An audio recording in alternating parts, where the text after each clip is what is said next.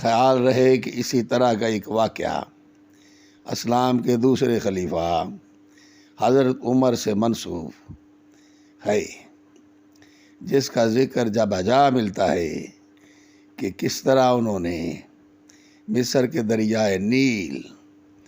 کے نام خط لکھا تھا۔ روایت میں آتا ہے کہ مصر کا خطہ جب اسلام کے زیر نگین آیا تو وہاں اس وقت کے گورنر عمرو بن عاص کو پتہ چلا کہ وہاں ایک خوبصورت دوشیزہ کو سجا سنوار کر ہر سال دریائے نیل کے نام پر قربان کیا جاتا ہے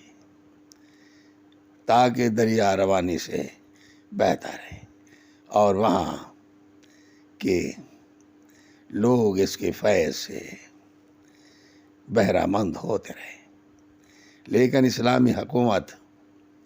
نے اس پر پابندی لگا دی اور پھر دریا کا پانی واقعتاً خشک ہو گیا اور لوگوں نے سمجھا کہ ان پر دریا کا غضب نازل ہوا ہے۔ یہ خبر جب حضرت عمر فاروق کو دی گئی تو انہوں نے نیل کے نام خط لکھا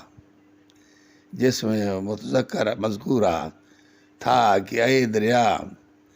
اگر تو اپنے اختیار سے جاری ہے تو بے شک جاری نہ رہے، لیکن اگر تو اللہ کے حکم سے جاری ہے تو پھر اسے جاری ہو جا۔ اور کہا جاتا ہے